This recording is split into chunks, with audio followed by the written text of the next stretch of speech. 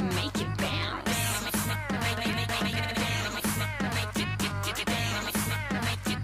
Shake it, break it, make it bounce. Make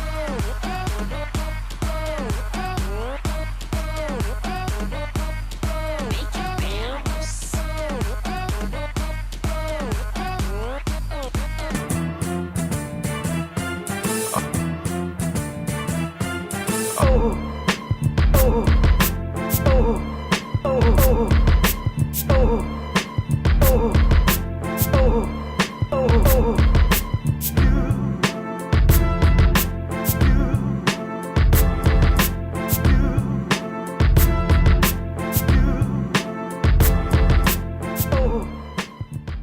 Here to rock and roll. Today we're going to be talking about marketing to different audiences, specifically different generations and age brackets of humans that populate the United States of America. An article from Smart Hustle states that there's 80 million millennials, the most educated and the laziest generation of them all, grown up in technology, and the largest group, and they will soon pass, or they already have passed baby boomers as the largest group, as the largest age demo. They're unpredictable. Millennials are unpredictable. They're not always brand loyal, and they're as comfortable buying on Amazon, online, making an e-commerce purchase as they are going to the store and making a purchase off the rack. So looking at millennials and understanding kind of what I just threw out there about the millennial generation, when it comes to marketing, what platforms do you think are the most successful to advertise on to reach millennials in this audience? It's on me? Okay. It's on you. I think, the best platforms to reach millennials right now, it would definitely be Instagram. I think is the number one platform. And then after that, it's Snapchat. And then I think after that is YouTube. That's exactly in those orders. Wow. Yeah. That was a You curveball. just blew my mind right there. Yeah. And I think if you're talking about marketing products and things like that, YouTube's a great place because a lot of the like YouTube stars, they have like loyal followings. How-to videos and Not only that, if they're doing vlogs, a lot of them do meal time and things like that. So you're sending products and they're doing reviews of products to a loyal fan base who will spend 10 minutes watching a video of you, of your day. Yeah. So I think it's a great place to start. Also think like if you're quick on the gun, you need to jump to new social media platforms right away. Okay. Because a lot of younger generation will try new platforms before the older generation gets there. We've seen that with Snapchat. And guys like, DJ Khaled made a huge splash by doing that because he was one of the first like older entrepreneurs to get on the platform, and kill it just with knowledge and experience. What do you think? Where to market to millennials? Yeah. I think that those are some really great places to do it. I also, for me personally, I would say Instagram, Snapchat, YouTube kind of threw me for a loop, but I also Makes a lot of sense. Yeah, I also sense. I think that there's a lot of millennials still on Facebook. To be honest with you, Maybe not as engaging as much, but they're scrolling through the feed. They're definitely scrolling through the feed, and I think that advertising and marketing to them for brand awareness is definitely something that would be good on Facebook as well as Instagram stories, man. Like it's a little different, right? Instagram stories is crazy now. Like when Instagram stories comes up and I know it's an ad, like I'm watching the whole thing through and it's crazy. It's like you're watching TV. I mean, you are essentially watching TV, but it's like you're watching TV. So Instagram stories for brand awareness, And I think is excellent. They took it out from like having to scroll now. You just sit there and watch. You don't have to like just move boom, next, anything. next. So native. Yeah. It's brilliant. I think even going back to how do you target, I think like social retargeting is the biggest thing for millennials because then you're in their space. Yeah. It's not banner ads or anything like that. It's directly native. Yeah, that's so key. So, I mean, Instagram stories, Facebook's got Facebook stories. Facebook has Facebook stories, but that No. Get out of there. yeah, I wouldn't. I don't Because see a lot I of feel people like using Facebook it. has so much to offer. It's like another thing. It's Yeah. kind of an interesting play on their part. I think to it was kinda take literally advantage. a kick in the shins. Yeah. I really think it was like that. It's like, hey, by the way, I took your girl, like for this Instagram stories. Oh, and I'm gonna get your mom's phone number too and get her pie. Like that's crazy. Brutal. Yeah, you know what I mean. Like, Wow. Okay. Okay, so that's cool. So looking at the Gen Xers, so this is 1965, born from 1965 to 1983.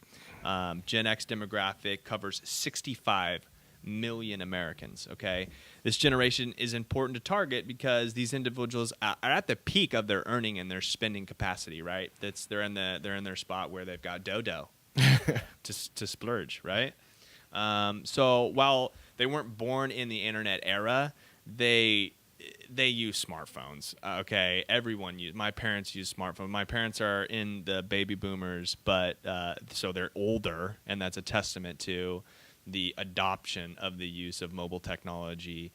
That this generation does. Gen Xers, they don't want to follow trends or styles. They're not as easily convinced. So with both millennials and Gen Xers on social media, right? They're there. What do you think is the big difference between the two when it comes to advertising and the platform use and kind of the ad dollars and targeting that is spent on different platforms there? Well, are we talking about like just social media or like the internet in general? We're talking about advertising Okay. in general, yeah. Yeah, So, so, not just social. for the Gen Xers, I mean, for Snapchat and Instagram stories, I doubt it would be as effective. In fact, I also feel as if just Instagram feed ads would probably be pretty ineffective as well. But where we do see a lot of success is Facebook, Google, depending on what it is. Obviously, there's still a lot of Google searches happening there, but also email marketing is somewhere to really focus. I think for Gen Xers, I think they go through their email a lot more intently than millennials do. So making sure that you're still focusing on that as a medium to sell a product or offer them something is something that'd be really effective.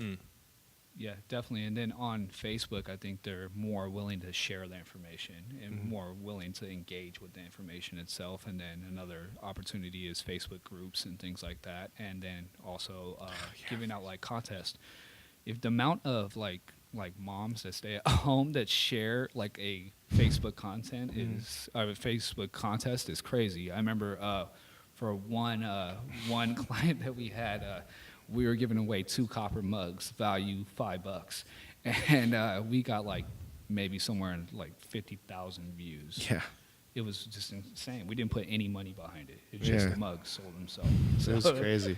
It was pretty crazy. I think another thing with Gen X is more nostalgia brands. They have opportunity to retarget because there's a lot of loyal fans there. So I think if you hit them on the head and you drive that car a little bit more, it'll definitely go far. Dude, isn't that crazy? The nostalgia. It's funny when we were doing pre-production for this. I remember thinking like the Oreos, and even you go to Target or something like that, and there's a whole section of like back in the day stuff where it's like Lincoln Logs are there. I'm like, dude, I want to buy my kids Lincoln Logs. I don't have kids, and I still want to buy them. When I go to buy my daughter like toys and stuff, in the back they have classic games ready to go, like already but not just like games where you used to open up, have plastic pieces and stuff like that. They're done like really well. They're like these things that have been built by like little men. Are they called elves? I guess. No, they're called Filipinos. So baby boomers, my mom, my dad, 1946 to 1964, 76 million consumers representing this particular category, this demo age. And so, these guys are focused. They brought up this is, arguably the best generation, right? Hard work, individualism, social activism. They value trust. They value loyalty, the sense of community. Many baby boomers are retired and will be retiring soon. But according to Across the Ages report, boomers are the most likely to begin bargain hunting, right? So nearly 28.9% of baby boomers say they only buy clothing when it's on sale, a larger share than any other group. So these two generations, the baby boomers and the Gen Xers, they're on social media very heavily. My 92-year-old grandmother has a Facebook page. She likes and comments on my stuff every week. the baby boomer generation didn't grow up in the technology with apps, but in a lot of cases, this media is carrying over because there's a lot of necessity to use these applications, right? And so that's kind of changing. And as far as the need is concerned, it's like they're being kind of forced in to do it. But with the size of the phones, right, and with the ease of the use and the sort of the interfaces now really popular, all like really right now in design, big bold lettering, right, big buttons, icons, very sort of easy to consume, and the larger screens are really kind of opening it up and allowing the older generations to really adapt this technology quicker because the user interfaces are really easy to use. So what kind of strategies do you think are important to use when marketing to the baby boomer, aka the best generation? I think baby boomers in general, when you're really thinking about it, are a lot more simpler. So there's a lot of long videos that could be published on Facebook especially, and I think they're more willing, like we were talking about Gen X on email, baby boomers more likely to read 80% of their emails, so they're more likely to target from social media, go in, sign up for your newsletter, and want to learn more about discounts and sales and things of those natures. Yeah, I think something that we've seen. I'm sorry. Remind me the age bracket for 1946 to 1965. Born in 1960, 1946 to 1964. Okay, so we're going to we're going about like 50 plus, right? If I'm doing my math correctly, that's sorry, it's Carry the one. 52. it's so hard like without my No, it's my 53. iPhone calculator. It's 53 and between above. 53 and 70. It's funny. I don't associate it with a name now. Like I've been so into like Facebook ads and everything else. Like I get to pick the demographic. It doesn't say like, you know what I mean? Yeah. But then once you say like 53 plus, I'm like, oh yeah, that's actually performing really well. Well, there's a few other. I think there's a few different ways that you can categorize the age groups. I think there's a couple of different ways to do it. This is just the year that we're born. We're going by. Oh, yeah. I think there's varying degrees. Like there's of behavioral interpretation. stuff too, I think, right? Well, yeah. I know. Yeah. Anyways, Well. for 50 plus, what we've actually tried, based off actually what Nelson said too, is they're a little bit more patient. They'll sit through a whole video. What we've actually tried and gotten pretty good results from are Facebook Canvas ads, which are really cool. Like they'll actually like you tap on it, it opens up and immerses your whole screen, and you go through. Great ad product, Dude, it's so sweet. It is like, awesome. I even I click on them and I get really excited when it's a They're Canvas ad. so cool. They are There's just really not cool. enough. Yeah. That's how I feel like. Yeah. Because they take time. It takes time to do. You have them. to build it's a specific. You build like entire campaigns using that ad Yeah. format. Right. Like It's a you full can't. storyboard. Yeah, you can't. You don't. You take elements of that to and use the creative and things like that in other ad formats. Yeah. But the mobile canvas is very unique. Dude, it's cool. And in addition to that too, like you were talking about bigger screens, it's like the video ads too. I think the creative is very important here because I think that, and I hate to generalize this, but I do feel like a lot of baby boomers will still be wowed by how something appears on their phone. Whereas for us, you know what I'm saying? Whereas, like, for example, like people were doing, this is for all the videographers and cinematographers, like they used to be adamant about doing a landscape video, but now everybody's doing vertical 916, right? So it's like, when somebody does a video like that and they actually film it and it immerses your whole screen, like that is something that captures somebody's attention. I think you're much more likely to capture the attention of a baby boomer and Gen X in that format as well, to watch an entire thing and then hit them with an offer at the end. And I think that'll work well. And it's the same concept. The reason I brought that up with the Canvas ads is because the Canvas ad does that too. You can swipe back and forth and it's an immersive experience for somebody. And your conversion rate might be a little bit lower, but their quality of the lead is going to be a lot better. Okay, interesting. So that is really interesting. That kind of brings me into this new spot where we're focusing on with a couple of our clients in the healthcare and the in-home care services, geriatric care that's kind of taking place here in our it's getting really popular, right? And taking care, like growing old is a part of the human condition, right? And there's this negative connotation associated with being put into a home, right? And there's this really desperate need for like disruptive service providing and technology that's used to really sort of enhance this and make it a lot better. And so we know that social media marketing continues to increase in its popularity, but in a new retirement home, if let's say a new retirement home company is trying to market their new opening and they want to fill their rooms, fill their beds. So their target audience is going to be in that baby boomer, old and a little bit older generation, and even some of the silent generation too as well. So what do you think a company like this would need to do to be successful in advertising their retirement home? Well, you're absolutely right. I think one of the biggest issues is like there is a negative connotation to like being put in a home type of thing. But one of the biggest things is because producing the content and giving an inside view of what it is like inside of any facility or any brand is so easy to do. The nursing homes and the retirement homes should really make an effort to go live on Facebook, to go live on maybe not Instagram because it's not baby boomers, but go live on Facebook, show the recreation, do tours with the people who actually work there, the nurses, the director of staff development, the DONs, that type of thing, and actually go and like talk about their facility, how they're better. Do it in live format. Yeah. Okay.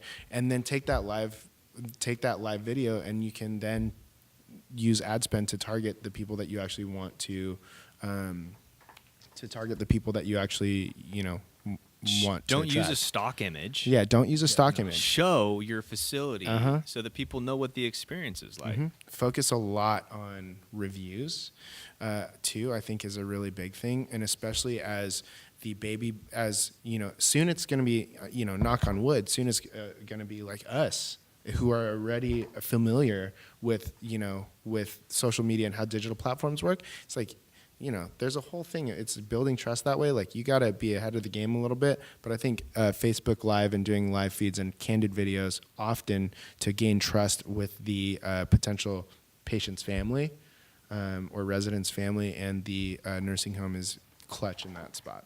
Yeah, I think you're right about the Facebook Live. And then I would also say you do Instagram Live and you take the audience from there, because I think that you also have to target their kids essentially, because Yeah. they're a lot of the decision makers in those situations, because they feel like if they can't take them in, then they want to make sure that it's a safe place, safe spot for their parents. I like the live portion because you build trust. Yeah. And you're not afraid to show any flaws if you do have them. It's all right there, and I think that's a good way to go. Yeah. Excellent, guys. Well, right on. Well, we hope that you were able to take a lot from this episode. We love talking about the different generations. We have a lot of different generations within our clients, and our clients' and our audiences range. And we hope that you were able to kind of take a lot from really targeting some of these different audiences. We love everybody of all ages here at Replay, the collective marketing agency. You just watched and listened to an episode of The Production Room, brought to you by Replay, the collective marketing agency. I'm your host, Sam Smith. And until next time, don't stop growing, folks. Don't ever stop.